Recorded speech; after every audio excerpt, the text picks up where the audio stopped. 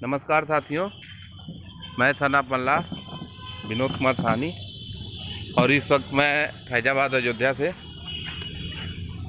साथियों, कई दिन से एक बात पे चर्चा करने का मन हो रहा है।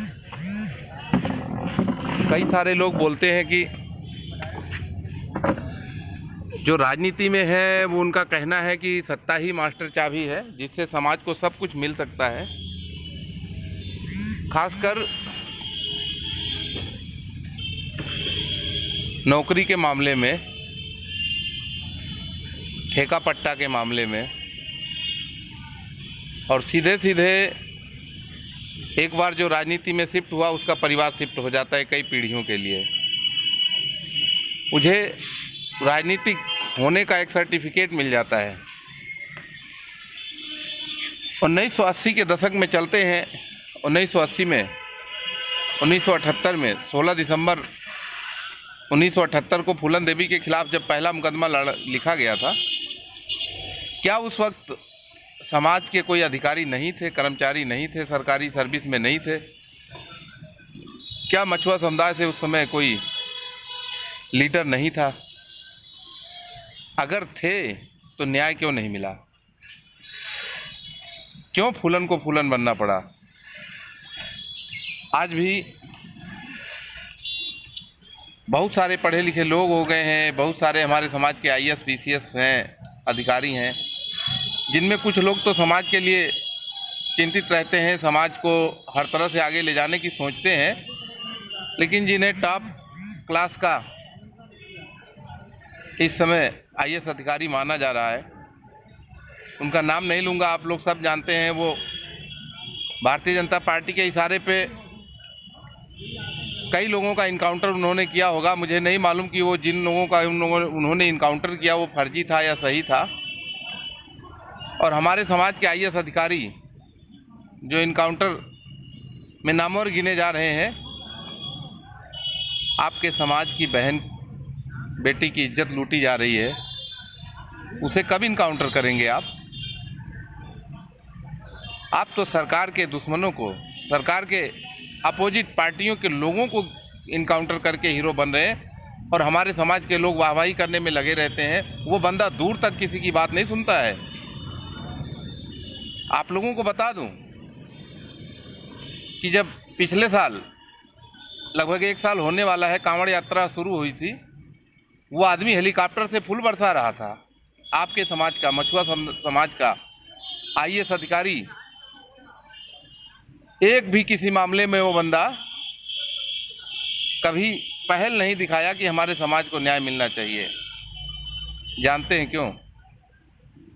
क्योंकि उसने शादी जब अपने समाज में नहीं की,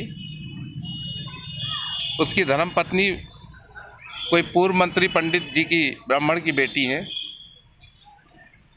बताने वाले बताते हैं बहुत सरल स्वभाव की हैं, बहुत अच्छी हैं, कुछ भी हो, खैर उनका पारिवारिक व्यक्तिगत मामला हो सकता है, लेकिन समाज से जो उम्मीदें हैं ऐसे लोगों की,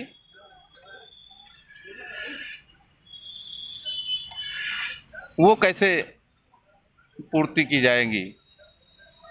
हम अधिकारियों के पीछे भागते हैं, नेताओं के पीछे भागते हैं, और जब जब भी लड़ाई लड़ना पड़ा है समाज को, तो खुद ही समाज के नौजवानों को आगे आना पड़ा है, खुद ही जेल जाना पड़ा है।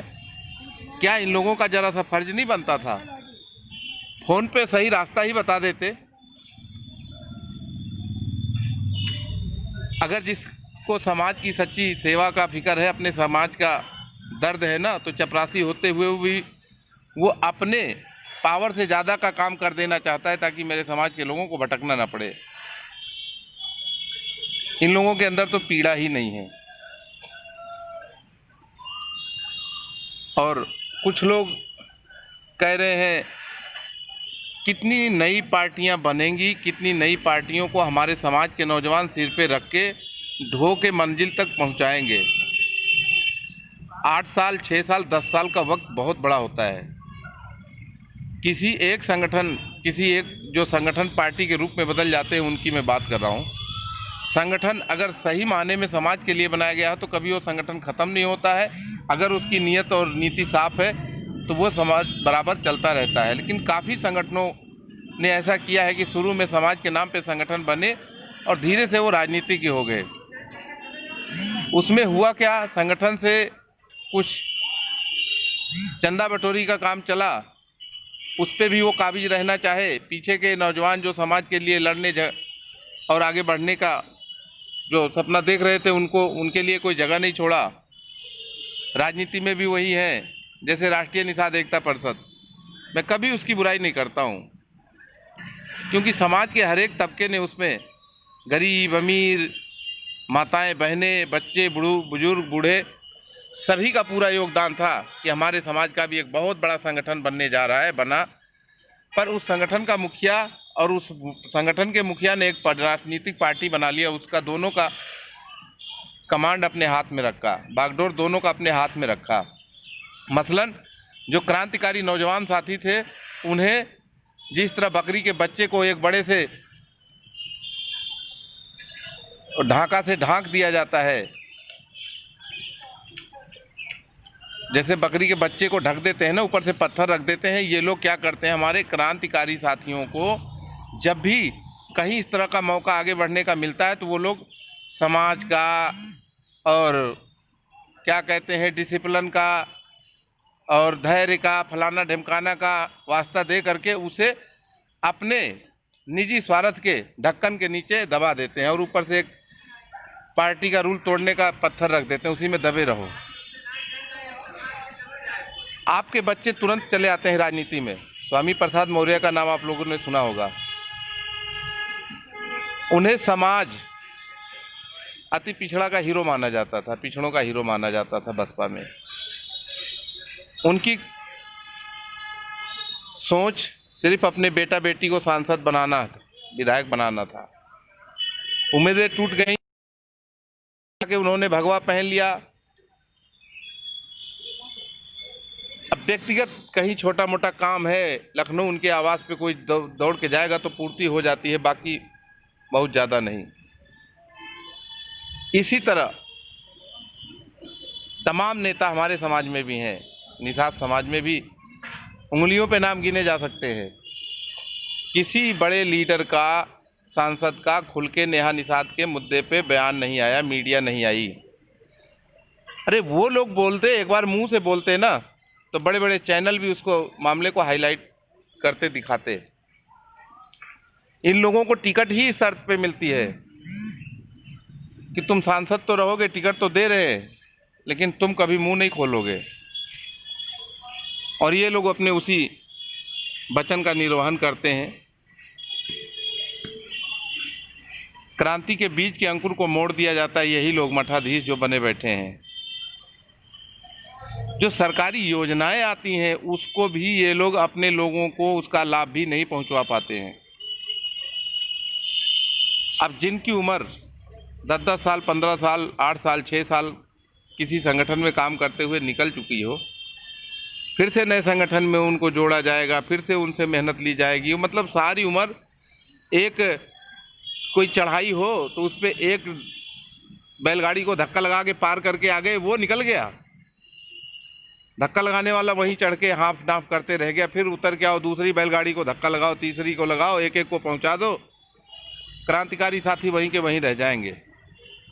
ये है सिस्टम। जेल जाना हो क्रांतिकारी साथी, मार खाना हो क्रांतिकारी साथी, चंदा देना हो समाज के क्रांतिकारी लोग, सांसद विधायक बनने के लिए इन मठाधीशों के घर के लोग हैं। एक घटना दिन में किसी भी टाइम अगर मोबाइल खोल लिया, सोशल मीडिया खोल लिया, इंटरनेट खोल लिया, क्योंकि टीवी पे तो हमारे समाज की खबरें दिखाई नहीं जाती हैं। सोशल मीडिया ही एक ऐसा माध्यम है, हमारे भाई जो कुछ जानकार हो गए हैं, खबरें खोज खाज के डालते हैं सोशल मीडिया पे, वही हमारे पत्रकार हैं जो अपने समाज का शुद्ध खबर फ़ोन के द्वारा मिलती है। जैसे ही फ़ोन खोलो, सोशल मीडिया खोलो, कोई भी साइट खोलो, एक टाइम का भोजन भी खुशी से खाने का अवसर नहीं मिलता है। खाने के पहले अगर आपने मोबाइल खोल लिया ना, तो कहीं ना कहीं पूरे प्रदेश, पूरे भारत में एक ऐसी खबर जरूर आएगी, यहाँ इस समाज के साथ ऐसा हुआ, पुलिस ने नहीं सुना, कोई नेता नहीं बोलने वाला। यहाँ बच्ची मार दी गई, यहाँ बूढ़े मार दिए गए, यहाँ गाड़ी वाला एक्सीडेंट करके चला गया, FIR नहीं लिखा जा रहा है। सामने सब कुछ है। एक्सीडेंट करने वाली गाड़ी भी पकड़ी जाती है, एक्सीडेंट में महिला मारी जाती है, मामला पुलिस आती है, पोस्टमार्टम होता है, लाश को भिजवा के जलावा दिया जाता है, बाद में पोस्टमार्टम रिपोर्ट नहीं दी जाती है, मामले को गोल गोल घुमाया जाता है। मतलब जिसमें सब कुछ साक्ष्य सामने है, तब भी ये ऐसा हमारे ही समाज के साथ क्यों हो रहा है। एक टाइम का खाना, अगर जैसे आप ऐसी खबर देख लेते हैं ना तो मन इतना खिन्न हो जाता है। कई बार साथियों, आप लोग यकीन मानिए कि खाना खाते खाते नहीं पता चलता है कि दाल में नमक था, सब्जी कैसी थी, किस चीज़ की थी, क्या क्या मिक्स था सब्जी में। खाना खा जाता है आदमी खाते खाते, क्योंकि थका हारा शरीर, भूख लगी होती, खाना तो खा लेते हैं, स्वाद का नहीं पता चलता, क्योंकि दिमागी टेंशन इस तरफ बढ़ जाता है कि देखते देखते देखते देखते दिन रात टेंशन, समाज की, सिर्फ घर की नहीं। तो मतलब अपने घर की तो आदमी झेल लेता है, जैसे तैसे हालात से लड़ रहा है, अपने बच्चे परिवार पाल रहा है हर कोई, पर समाज की रोज नई नवेली समस्याएं खड़ी हैं। इतना बड़ा उत्तर प्रदेश है,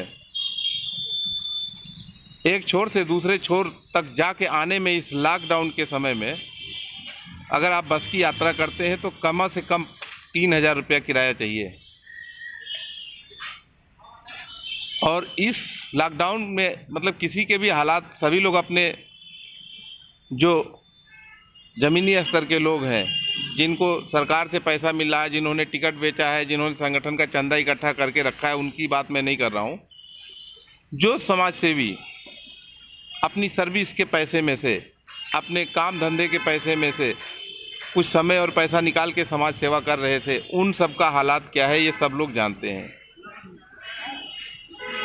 मैंने एक दिन और कहा था कि समय और पैसे का खांचा जब तक बराबर नहीं बैठेगा, आदमी कितना बड़ा भी क्रांतिकारी क्यों ना हो जाए, उस तलवार में धार कम रहेगी। क्योंकि जब समय है, जिसके पास उसके पास शायद पैसे की दिक्कत हो, वो हर जगह ना पहुंच पाए। नहीं, बहुत लोग बताते हैं, बहुत लोग नहीं बताते हैं कि ये दिक्कत है, ये प्रॉब्लम है।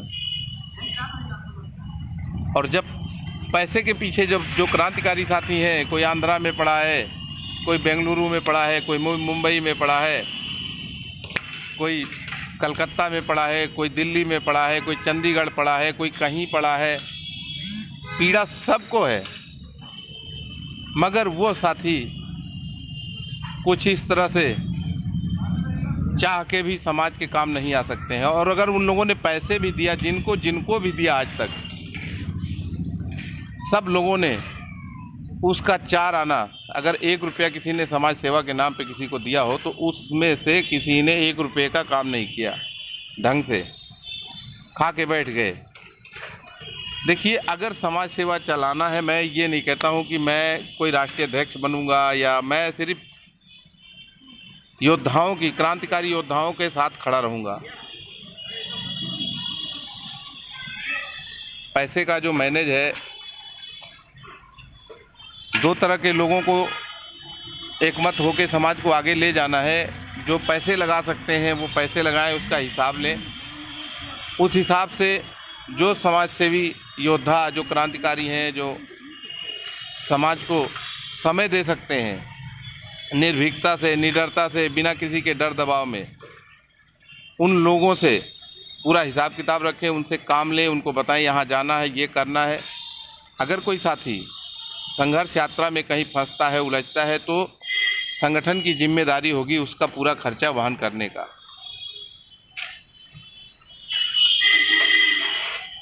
और यही हुआ अन्य संगठनों में, लेकिन मठाधीश बन के खा के बैठ गए सब लोग। अगर आज कोई युवा कहीं फंस जाता है, जेल चला जाता है, इसकी गारंटी कौन लेगा? समाज सेवा में तो हर एक खबर एक आदमी को ही भेजते रहते हैं, चाहे वो सहारनपुर बैठा हो। घटना घटती है बलिया में तो सहारनपुर वाले को मैं मैसेज भेज देता हूं कि भैया ये घटना हो। सहारनपुर से वो क्या कर सकता है जब तक बलिया में हमारा कोई वॉलंटियर कमांडर नहीं तैयार होगा, खुद मौके पे जाके देखने वाला नहीं होगा।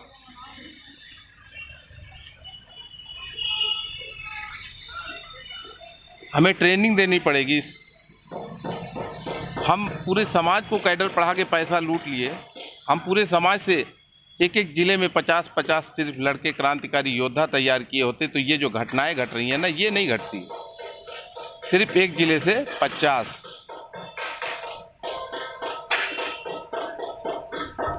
यानी कि 2-3 हजार 4 हजार लड़के अगर तैयार हो जाए ना, नौजवान साथी चाहे बुजुर्ग हो, जिनके अंदर क्रांतिकारी भावना है, समाज सेवा की भावना है। सिर्फ उत्तर प्रदेश में 4 हजार लोग, गिनती के 4 हजार लोग, बूथ से लेके जिले स्तर से लेके प्रदेश स्तर तक, और